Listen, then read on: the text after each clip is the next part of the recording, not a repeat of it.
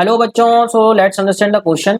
In the question starting at temperature 300 kelvin, मतलब 300 kelvin temperature से start किया और 1 मोल गैस का दे रखा है। डायटोमिक गैस है जिसके लिए गामा भी दे रखा है। पहले कंप्रेस की गई adiabatically V1 equals to V2 थे, V2 तक दैट इज V1/16। फिर हमने आइसोबारिकली इसको एक्सपांड किया 2V2 वॉल्यूम तक। सारी प्रोसेस क्वाजी स्टैटिक है तो फाइनल टेम्परेचर बताना है। तो बच्चों अगर हम इसको एक ग्राफ की हेल्प से समझें या सिंपली कोऑर्डिनेट्स के टर्म्स में समझें तो इनिशियली टेम्परेचर हम 300 केल्विन मान लेते हैं और गैस के मोल्स हैं 1 मोल।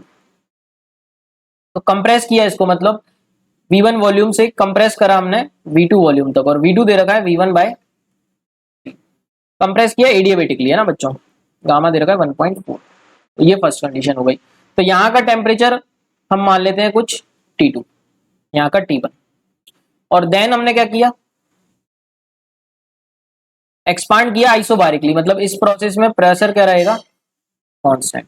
तो जब प्रेशर कांस्टेंट रहता है तो PV इक्वल्स टू nRT से समझते हैं कि जब प्रेशर कांस्टेंट रहता है तो वॉल्यूम डायरेक्टली प्रोपोर्शनल किसके होता है, टेम्परेचर के। ऐसा हम लिख सकते हैं।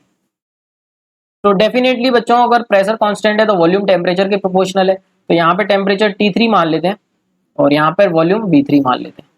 ठीक है, अब समझते हैं चीजों को। और फाइनल वॉल्यूम भी हमको दे रखा है 2V2, मतलब यहाँ का जो V3 वॉल्यूम है डेट इज 2V2, ये भी हमको दे रखा है।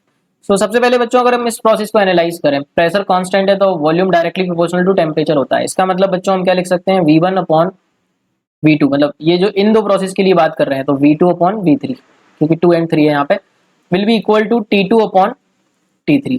और हमको V2 और V3 में रिलेशन दे रखा है बच्चों। सो हम देख सकते हैं जो V3 है वो 2V2 है ना बच्चों। सो यहाँ पर अगर वॉल्यूम हमने V1 को V माना तो यहाँ पर हम वॉल्यूम ले सकते हैं V/16 और V3 इज 2V2, यानी कि 2V/16 ले सकते हैं इसको, इस वॉल्यूम को। तो ये V/8 ले सकते हैं बच्चों। तो यहाँ पर हम सिंपली इस प्रोसेस को एनालाइज करते हुए V2/V3 को कितना लिख सकते हैं, V/16, और V3 को लिख सकते हैं V/8। तो ये इक्वल हो गया T2/T3 के। V से V कट गया, 8/16 हाफ होगा। तो एक रिलेशन तो ये आ गया। अब बच्चों एक रिलेशन एडियाबेटिक प्रोसेस को कंसीडर करते हुए निकाल सकते हैं हम, क्योंकि ये प्रोसेस हमारी एडियाबेटिक है।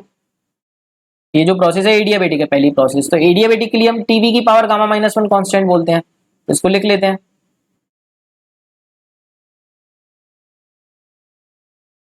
टीवी की पावर गामा-1 को क्या बोल सकते हैं, कांस्टेंट। यानी कि फर्स्ट प्रोसेस का टेम्परेचर इंटू वॉल्यूम गामा-1 इक्वल्स सेकेंड प्रोसेस के लिए T2V2 गामा-1। तो यहाँ पे वैल्यूज रख देते हैं। पहला टेम्परेचर है 300,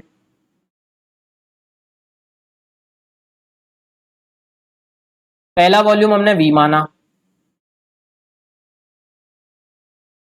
गामा-1। दूसरा टेम्परेचर T2 मान लेते हैं और V2 हमने कितना माना, हम देख सकते हैं V/16। तो ये हो जाएगा, एक मिनट, V/16 ही ना, हाँ V/16। तो V/16 की पावर गामा-1। ठीक है बच्चों। सो यहां से हम T2 को कितना लिख सकते हैं, 300 इंटू V की पावर V/16, इसको डिवाइड कर लिया की पावर गामा-1 पूरे की, देख सकते हैं बच्चों। सो V से V कट जाएगा तो ये हो जाएगा 300 इंटू 16, ऊपर चला जाएगा गामा-1। ये T2 की वैल्यू आ गई बच्चों। लेकिन T2 नहीं पूछा है हमसे, T3 पूछा है। तो हम देख सकते हैं T3 जो है वो 2T2 है। तो T3 को लिख लेते हैं 2T2। तो 2 से मल्टीप्लाई करेंगे तो ये 600 इंटू 16, गामा कितना दे रखा है हमको, 1.4 माइनस 1, 1.4 माइनस 1। सो बच्चों हम इसको सॉल्व कर लेते हैं।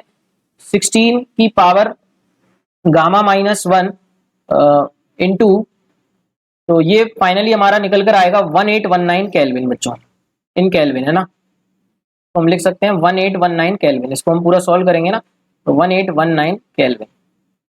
I hope you understand the concept. Thank you so much and all the very best.